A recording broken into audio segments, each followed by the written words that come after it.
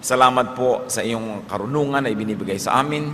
Patawarin niyo po kami sa aming mga kasalanan, linisin niyo kami sa aming mga pagkukulang, at nawa, Panginoon, kayo ang mangusap. Salamat sa pag-iingat niyo, sa mga tagumpay na ibinibigay. Salamat sa pagkandili niyo sa amin. Turuan niyo kami ngayon, at nawa sa pagtuturo niyo, ilayo niyo kami sa mga kasalanan, sa mga kamalian, sa mga panlilito ng kaaway. At ganon din, ilayo niyo kami sa masasamang tao at masasamang espiritu. Let your wisdom prevail in our lives, and may we come out of this activity enriched by you, empowered to have a much better life. Father, teach us.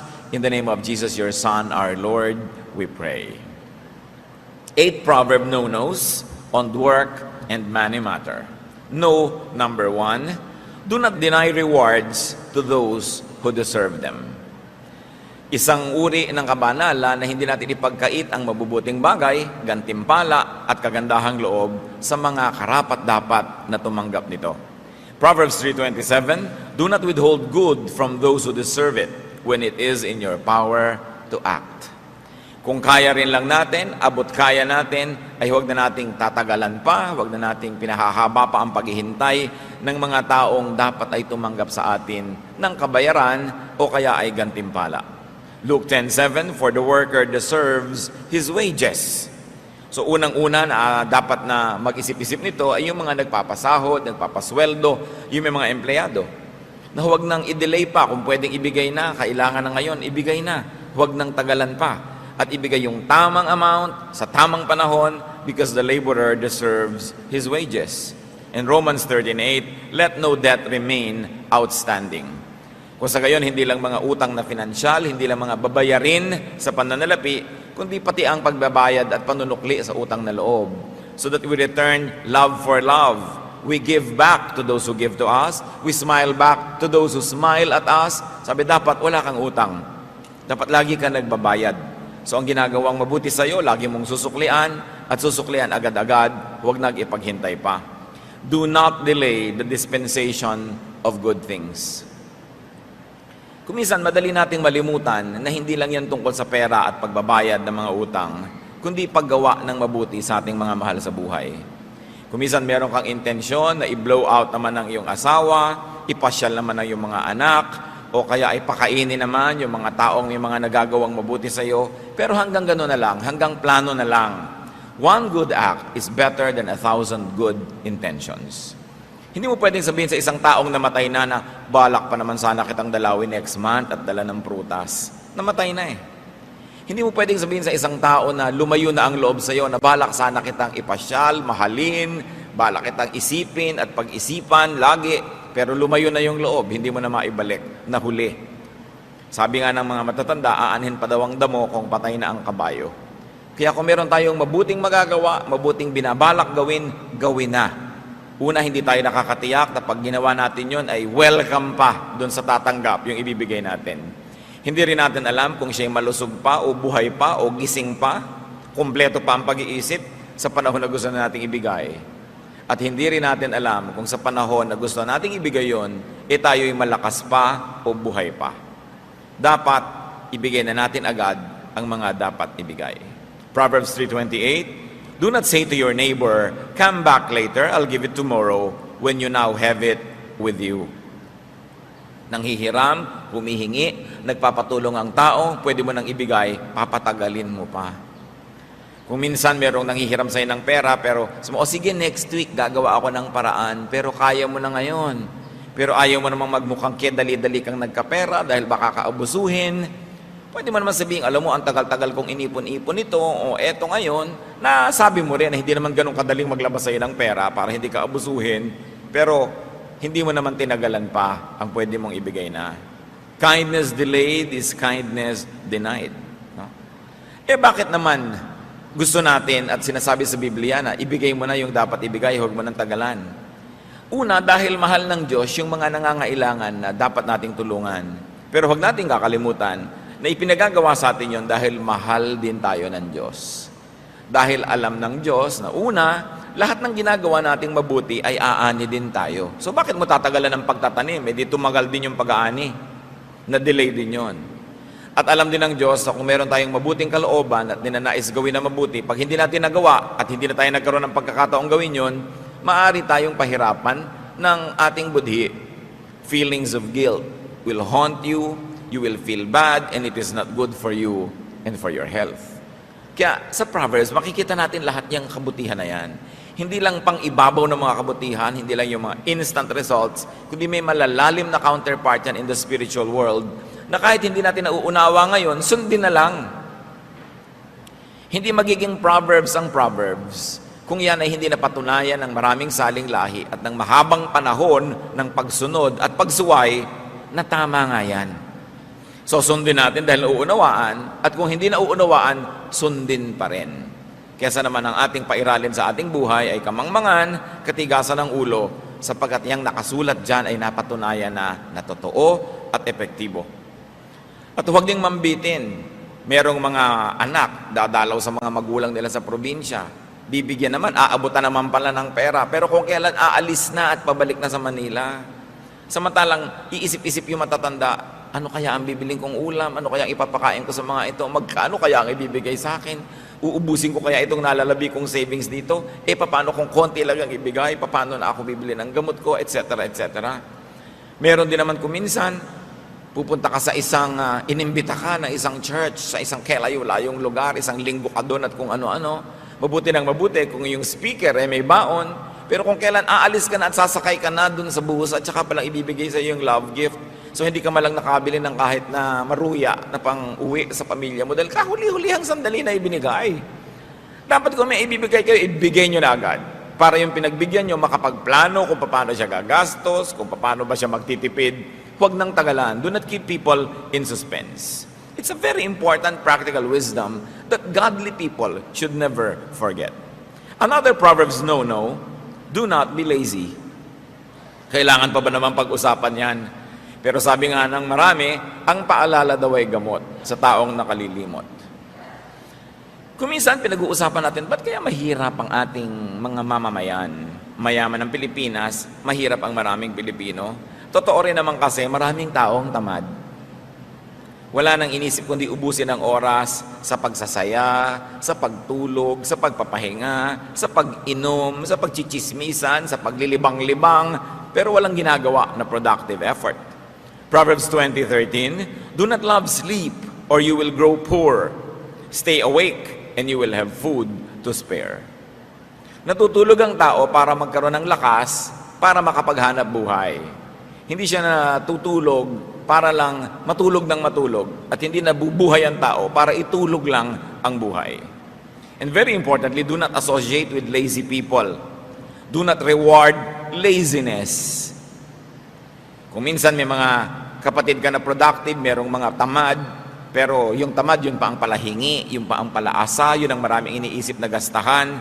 Kailangan hindi laging sinusuportahan ang mga hilig at mga bisyo ng mga tamad. Sapagkat lalo lang silang nasasanay na magpakatamad at iasa ang kanilang buhay dun sa mga masisipag. True godliness will result in industry. It will result in us becoming very, very good and excellent and fruitful workers. Hindi bagay ang tamad sa mga Kristiyano, sa mga sinasabing sila'y anak ng Diyos. Sapagkat sa Biblia, nakita natin na sa 7 araw, 6 na araw nagtrabaho ang Diyos. At sa ika-7, nagpahinga. We've got to earn the bread we eat. We've got to earn the food we eat. Unless we're too old, too young, or too weak, we are not exempted from having to work. Kung minsan din nakikita mo marami mga tao, hindi pa naman talaga mahina, nagre-retire na. Kaya tuloy nabibilis ang paghina. We can semi-retire, we can slow down a little bit, pero habang nabubuhay ang tao, mas magandang productive siya. Naghahanap buhay pa rin. Habang kaya ng isang tao na siya ay kumita fully o partially, dapat ginagawa yon. Hindi yung ambisyon na lang natin. Kung minsan, iasa na lang ang buong panahon ng pagtanda natin sa ating mga anak.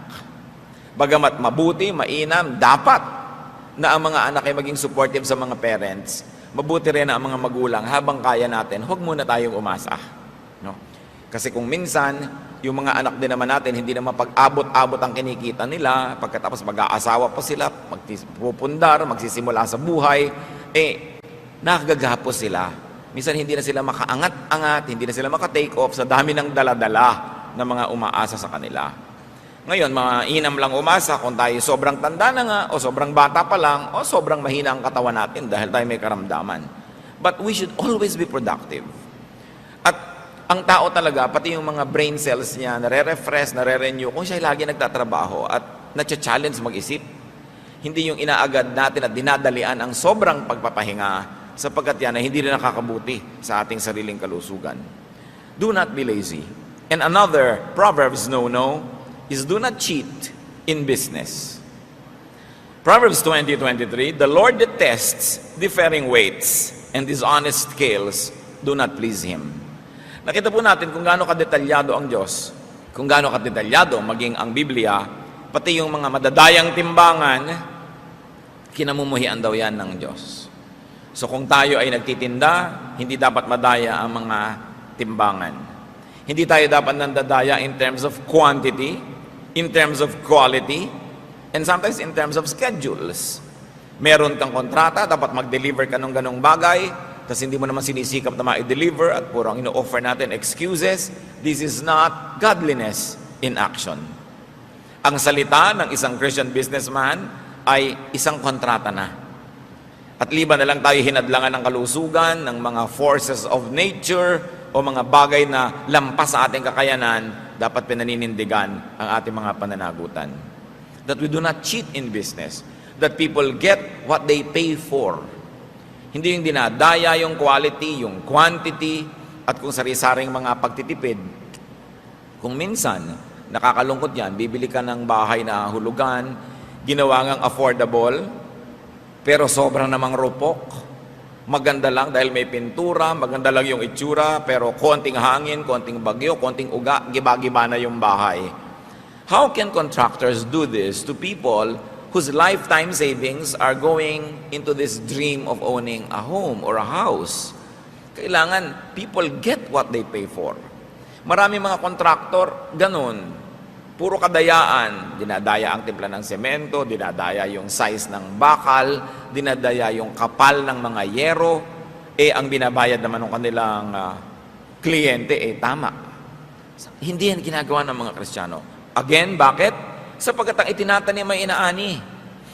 Pag ang tao naniniwala na may Diyos, hindi siya mandadaya. Sapagkat ang Diyos ang nagsasabi na kung anong itinatanim mo, aanihin mo. So bakit mo magtatanim ka ng hindi maganda na ikaw din ang aani? Another no-no na itinuturo po ng Proverbs, at ito yung madalas nating ulit-ulitin, pero parang hindi nadidinig ng iba, patuloy pa rin silang nabibitag na ganitong problema. Do not be a guarantor. Proverbs 22:26, do not be a man who strikes hands in pledge and puts up security for debts. Merong lalapit sa'yo, uutang ako, pwede ka bang maging co-maker, pwede ka bang maging guarantor, payag ka naman ng payag agad, o kaya nahihiya ka, papayag ka, so napapahama ka ngayon pagka hindi siya makabayad. Ang tanong ng iba, paano po kung talagang gusto ko naman makatulong, at salaga hindi na po ba ako tutulong sa mga kaibigan ko, kamag-anak na nagpapagaranti? Tumulong ka, kapatid, hindi masama, pero maging handa ka na magbayad. Kasi pag nag-guarantee ka, ibig sabihin nun, hindi ka lang pumipirma doon. Sinasabi mo, pag hindi ka nakabayad, ako magbabayad. Pagka hindi mo na kayang magbayad, ako ang magbabayad. O kaya kaya mo pero tumakbo ka, ako pa rin ang magbabayad. At handa kang patawarin yung tumakbo sa utang niya at ikaw yung napahamak. Pag handa ka sa ganung mga bagay, okay, mag-guarantee ka. Pero kung sasama ang loob mo dahil ikaw yung nagbayad, magkakagalit kayo dahil hindi niya nabayaran, huwag ka nalang mag-guarantee. So guarantee, yes. Be a guarantor, yes. But be ready to pay. Be emotionally, spiritually, and financially ready. Para kung sakaling nangyari, handa ka na, sabi mo, talagang ganun, pumirma ako, so akong magdusa dito. Dahil noon pa man niyakap ko na yung pananagutan na kung hindi niya ay tumabayaran, ay babayaran ko. Hindi yung dinidemanda mo na siya ngayon, ginugulo mo na siya ngayon dahil hindi siya nakakabayad. Nag-guarantee ka Kasama yon. Ang kausap ko po dito, yung mga nag-guarantee hindi yung nagpa-guarantee. Kailangan kung nagpa-guarantee ka, talagang Sukdang mahubaran ka na ng lahat ng mahuhubad sa'yo, ibayad mo muna bago mo ipahamak yung nag-guarantee sa'yo. Hindi yung bigla ka na lang mawawala. Mayroong mga ganyan at napakahirap talaga yung namamagitan ka. Yung may investment, may investor. Ikaw nagsabi, investor, mag-invest ka dito. Tapos ito nalugi, ito ngayon nagagalit sa'yo. O kaya ito tumakbo na 1, 2, 3 niya si investor, ikaw ngayon ang naipit. Ang hirap nun. So habang hindi kayo handa talaga na magbayad emotionally, spiritually, financially, huwag din kayong mamagitan sa ganung mga bagay. Ilang mga tao na ang alam natin na talagang tumakbo, na nirahan na sa ibang bansa, nag-exile na forever dahil na napagitan sila sa ganung mga transaction. Naipit sila. Yung iba, alam naman nila at sinasadya nila, pero marami, inosente talaga, hindi nila alam na doon magwawakasyon. Yung mga nag-i-invest naman, tatandaan ninyo, ang investment, may kakambal yan na peligro. Walang guaranteed income. Hindi tayo tiyak kung anong talagang kakasigurado ka nakikitang investment. Kaya pag may lumalapit sa inyo, sir, ma'am, sister, brother, mag-invest ka dito, siguradong kikita ito. So ang itatanong mo, love mo ba ako? O kaya kung hindi mo tanungin siya ng diretsahan, itanong mo sa sarili mo, love ba niya ako? Kasi kung ang sagot nyo, no or maybe, huwag kayo mag-invest. Bakit? Alam pala niyang tiyak na nakikita, ba't hindi niya ialok sa nanay niya, sa tatay niya, sa kapatid niya? Kasi yun ang mga love niya Ba't sa inyo? Doon pa lang mag-isip na kayo. Sure na sure ka pala bakit hindi mo hubarin yung hikaw mo, ibenta mo, i-invest mo? Sure na sure ka pala, nakikita yung investment. Bakit bumili ka ng bagong kotse? Bakit meron kang bagong bahay? Bakit bumili ka ng bagong condo unit? Ba't hindi mo in-invest? Sure na sure ka pala, nadadami yung pera sa investment na yan. Kaya yung mga nadadaya, kasi din, nagpapadaya. Nagbubulag-bulagan. Yung mga nag-eengganyo sa atin na mag-invest, tapos sabihin mo, ay, ang ganda ng bag niya, original na Gucci. Original na ganito. Uy, ang ganda ng bahay niya, kabibili lang niya ng bagong kotse. Ang una niyong iisipin, hindi itong, wow, kumikita talaga ang investment niya. Hindi yon. Pinagkakakitaan kayo, kaya siya nakakabili. Yun ang isipin niyo. Pangalawa, huwag niyong isipin na kumikita talaga ang investment, kaya siya nakakabili. Kasi kung kumikita talaga yon, bawat perang hawak niya, i-invest niya rin. Dahil kumikita pala kasi ang mga tao, umaandar kumisan sa atin yung inggit at kasakiman. Ang ganda ng bag niya. Siguro pag nag-invest ako sa ino-offer niya, makakabili din ako noon. Ang dami niyang cellphone, 5. So siguro ako makakapito pa ako, mag-i-invest din ako. Nakikita niyo, gasta ng gasta. Pakakaulit-ulitin ko, kung nakakatayak siya sa investment na ino-offer niya, hindi siya gagasta, i-invest niya yung pera doon. Pero ba't siya gastos ng gastos? Kasi meron siya mga nadedenggoy na mga tao. Tapos ngayon, iiyak-iyak ka pag tinakbuhan ka, iiyak-iyak ka pag hindi kumita yung investment mo. Hindi mo ba nakikita na sa high cost of living nitong ahente na ito o nitong namamagitan na ito, saan niya kukunin yun kundi sa mga taong tulad mo? Kaunting pag-iisip, makakaiwas tayo sa maraming dilubyo. So do not be a guarantor and do not believe people who always guarantee. Lagi akong may doubt sa ganyan. Yung nag-a-apply na driver, kaya mo ba na drive-in tong ganito? Opo, kayang-kaya ko yan. Pagka sinabi yung kayang-kaya, mag-doubt kayo. Dahil yung mga tunay na marurunong, tingnan nyo po, tingnan natin, sisikapin po natin. Kasi dinadaya ka na maraming mga pangako. Yung mahilig mangako, walang laman sa loob. Kaya dapat ang tao nag-iisip-isip, no? Pagka sinabi mo sa ng isang tao, lumiligaw sa'yo, mamahalin mo ba ako for life? Pag sabi niya, yes, promise. Mag-doubt ka. Kasi yung tunay na tao nagmamahal, at sasabihin niya, I'll do my best, sisikapin ko. Dahil alam niya na pwede rin naman siyang matempt, pwede rin siyang magkulang. Yun ang mas honest na paraan at mas katanggap-tanggap at mas kapanipaniwala. Huwag tayo nagpapadala sa mga magagandang mga salita. Another, no na itinuturo sa atin ng Proverbs, do not land grab. Proverbs 22:28, do not move an ancient boundary stone set up by your forefathers. Gumamit dito ng isang activity na talagang ginagawa ng marami, binubunot nila yung muhon, yung mga boundary ng lupa, kinakain yung kapitbahay para lumaki ang kanilang area. Do not take what is not yours. At sa pag-aagaw ng lupa na ganito, hindi lang literal na lupa ang pinag-uusapan. Do not grab credit if you don't deserve it. Kung hindi ikaw ang nag-isip ng isang ideya, huwag mong palabasin na ikaw ang nag-isip nun. Pagka hindi ikaw ang nakahanap ng hinahanap, huwag mong palabasin na ikaw ang nakakita nun. In other words, get what you only earn and deserve in what you really own. Hindi ka dapat mangaagaw. Once more, bakit? Because you harvest what you plant. Magtagumpay ka man na makapang-agaw ngayon, babalikan ka niyan at maaagawan ka. Kung minsan hindi mo alam na aagawan ka pala, akala mo nagtagumpay yung mga pang-aagaw mo noon, hindi mo nakikita na higit lalo palang dapat kang maraming tinanggap kung hindi ka naagawan bilang ganti sa mga pang-aagaw na ginawa mo. Lalong-lalo na huwag na mga agaw ng asawa ng may asawa. Diba? Talagang napakalaking gulo ang lilikain mo noon. Good manners and right conduct, merong magnobyo na, huwag ka namang agaw. Ngayon, kung nagkagalit sila, nagkasira, at saka ka nila magparamdam na available ka. Pero yung magkasama na, may usapan na, guguluhin mo pa, pang-aagaw ang ganyan mga bagay. Kasi sinasabi sa 10th commandment, you shall not covet.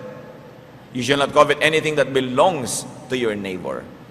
Pagka ang isang tao naging covetous, mapaghangad, mainggitin, masisira na ang kanyang pangangatwiran, marami na siyang gagawing mali. Mga mali na kung minsan magbunga man ng instant pleasure, napakamahal ng bayad at babayaran din. Isa pa pong no sa Proverbs, do not accept goods that are not sincerely given. Huwag tumanggap, huwag mag-enjoy ng mga bagay na hindi naman buo at taos-pusong ibinibigay sa iyo. Proverbs 23:6-8, do not eat the food of a stingy man, do not crave his delicacies. For he is the kind of man who is always thinking about the cost. So yung mga matutuos daw na tao, kwenta ng kwenta, naku, huwag ka nalang magpalibre dyan. Huwag ka nalang tumanggap ng mga bagay na galing sa kanya. Kukwentahan ka niya. At hindi ka pa nakatatalikod, sinisimula na niyang balakin kung paano ka sisingilin. Eat and drink, he says to you, but his heart is not with you. You will vomit up the little you have eaten, and you will have wasted your compliments. Kung hindi daw taos-puso ang pagbibigay, huwag mo na lang tanggapin. Sabi na matatanda, kung hindi ukol, hindi bubukol. Hindi talaga para sa'yo, kahit makuha mo, medyo nahiya-hiya, ibinigay sa'yo dahil ang pilit-pilit mo, hindi mo rin ma-enjoy yon. Sabi, you will vomit what you have eaten.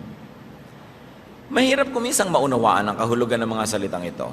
Dahil merong mga talagang eat and run, ano ngayon kung ayaw niya, nakain ko naman. Ano ngayon kung ayaw niya ibigay, nakuha ko naman. So akala natin, nanalo na tayo noon, nagwagi na tayo. But the Word of God is true. And the wisdom of the Proverbs has been tested by the years, in fact by the thousands of years.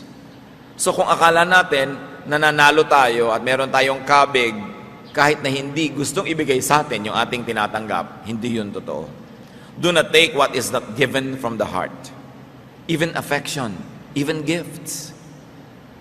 Pagka hindi sincere, it will not accomplish for which you think it was meant to be given. It's a spiritual law. And if it is mysterious, we do not know how to obey, we don't know why we should obey it, just obey anyway. Sinabi kasi, pag alam mo na pabalat bunga, huwag mo nang tanggapin yung iniaalok. Pag alam mong napilitan lang na isasama ka, yung lalakad na sila, biglang nakakalat ka, ay, sama ka. Wala ka naman sa plano. Huwag ka nang sumama. Kalabisan ka doon. Una, maaagawan sila ng kasiyahan dahil mayroong element na nandun na hindi naman nila inaasahan nandun.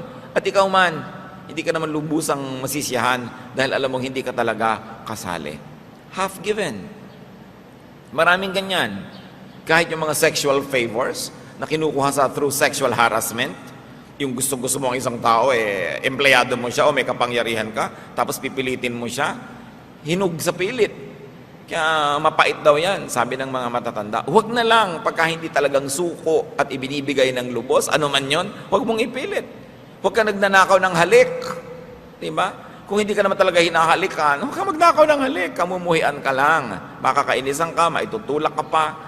At magtagumpay ka man, dun sa moment na yon, hindi ka na makakahalik uli. No? Napaka-importante yan. Tulad ng marami sa ating mga kapatiran, Pastor, pakis. Ano ako, artista?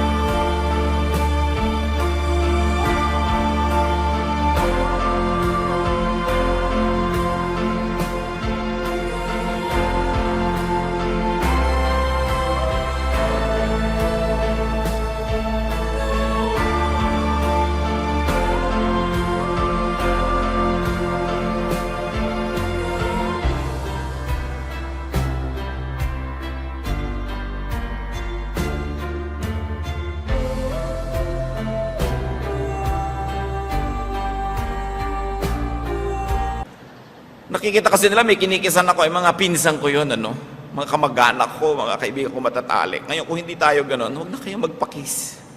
Diba? Dahil, hindi naman dapat pinaggagawa yan. Nagbo-volunteer ka kung gusto mo, pero hindi yan, bigla na lang inaagaw, bigla ka na lang dinagit, at naskoran ka na. Nakakahirap ng loob. Ano man yon? Pag sa hindi ibinibigay sa'yo, hindi kusang ibinibigay, huwag mong mithiin. Mapakla, mapait ang bunga ng nakaw. Akala mo lang masarap yon, pero sabi sa Biblia, may bayad. Madalas ang bayad, hindi natin alam. Nagbabayad pala tayo. Kaya pala kahit kung minsan anong gawin mo negosyo, hindi mag-click. Kaya pala kung minsan, ang sama-sama lagi ng pakiramdam mo, o laging mali ang nangyayari, o parang wala nang tama na mangyari sa buhay mo, nagbabayad ka pala. Pag lagi nangyayari, isipin natin, ano kaya, Diyos ko, ang mga utang kong di ko alam na utang ko pala, binabayaran ko tuloy. Bakit mahalaga na malaman natin kung ano yon? Para huwag na nating tuloy-tuloy pang gawin ang hindi dapat. Para matigil ang mga bagay na hindi dapat dumadating sa atin, pero dating ng dating, dahil tayo rin naman kasi yung humihimok na dumating yun sa buhay natin. Another no-no, do not exchange the truth for goods, for money, for material gain. Parang kuminsan, hindi na ganyan ang takbo ng panahon. Nabibili ang mga witnesses, nababayaran, pati mga hukom, siyempre hindi lahat. Pero nililimot na ng tao yung mga katuruan na huwag mong ipagpapalit ang katotohanan para lang sa pera, para lang sa material gain. Why? And why not? Because God is truth. Even Jesus is truth. So when you compromise the truth for material gain, you're actually abandoning God. You're abandoning the very concept of God, and you're abandoning the very, very character of God, and that God is truth. And that godliness means truthfulness. Proverbs 23:23, buy the truth and do not sell it. Get wisdom, discipline, and understanding. Dapat yata nakalagay yan sa malalaking mga letra sa ating mga hukuman. Dapat nakalagay yan sa malalaking mga letra sa ating mga government agencies. Kahit sa mga churches, kahit saan, buy the truth and do not sell it. Sasabihin natin, hindi ko naman sinesell yung katotohanan. Totoo. Pero kung minsan, kinakampihan natin yung makapangyarihan kahit sa sinungaling. We are selling the truth. We are selling out on our truthfulness. Kung minsan may naaaping isang tao na makatotohanan, makadiyos, hindi ka nalang kikibo. Kasi yung nang-aapi, makapangyarihan, may pera, o may napapala ka sa kanya, that is a way of selling the truth. Nabebenta ang katotohanan, nabibili ang tao. Nagbubulag-bulagan siya sa kasinungalingan, o siya mismo ay nagsisinungaling, o hinahayaan niya na umira lang kasinungalingan dahil meron siyang napapala sa pagbubulag-bulagan at pagbibingi-bingihan. Pero isang uri ng pagtataksil sa Diyos, sapagat ang Diyos ay katotohanan. Ang mga taong makadiyos ay mabubuhay sa katotohanan, anuman ang maging halaga nun na dapat niyang ibayad. Kaya sabi, buy the truth. Meron kang ipapalit. Kung minsan hindi ka na-promote kasi truthful ka. Kung minsan hindi ikaw naging paborito kasi honest ka. Pero sabi niya, buy the truth and do not sell it. God is on your side when you do this. And we know that godliness is not always about instant gratification. Na ang tunay na mga kasiyahan sa piling ng Diyos ay hindi laging bigla-biglaan, kundi dumarating sa pangmatagalan in the long run when you run the race and finish it. Hindi tayo dapat mainipin sa gantimpala, lalong-lalo sa gantimpala sa mga nabubuhay sa katotohanan. Yung mga bigla-biglang mga gantimpala at mga sarap sa buhay, kadalasan, si Satan na may offer niyan. Enjoy now and pay later. But the Lord and godliness is about building things up for the long haul, for the life that is way, way ahead. Hindi yung mga bigla-biglaan lamang. Sabi nga sa Tagalog, ditong Proverbs 23:23, hanapin mo ang katotohanan, karunungan at unawa. Pahalagahan mo ang mga ito at huwag pababayaang mawala. It is a spiritual law. Once more, it can be mysterious. The meaning, the immediate value and benefit is not always readily visible. Pero tulad ng nasabi na natin, salita ng Diyos, sundin.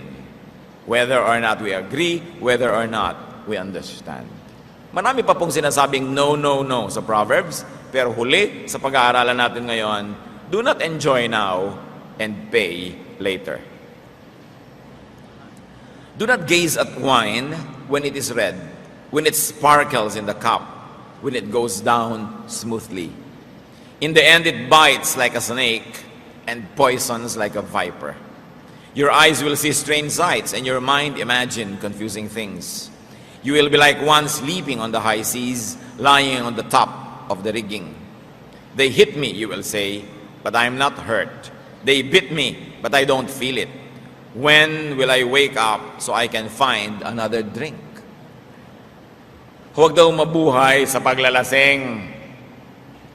Maraming mga equivalent yan. Do not be high on alcohol. Do not be hooked on drugs. Do not be addicted to artificial intoxication. Sabi yung alak, masarap inumin, masarap sa bibig, masarap lunukin, pero ang sipa, later. Kaya pa nating maintindihan kasi yung mga wine na ginagawa sa Mediterranean areas, sa Israel, sa Greece, sa Spain, sa Italy, yung sa mga area na yan, yung wine talaga masarap sa bibig. So, pwede ka talagang masarapan, uminom ng uminom, tapos bukas, ang sakit ng ulo mo, lasing ka. Nung lasing ka pala, sinaksak mo yung kumpare mo, sinaktan mo yung asawa mo, sinunog mo yung bahay nyo, binusan mo ng kumukulong mantika ang anak mo nung bangag ka, tapos paggising mo, nagdurusa ka, pero maya-maya, naghahanap ka na naman ng bagong fix. Paulit-ulit lang ang ganito mga bisyo.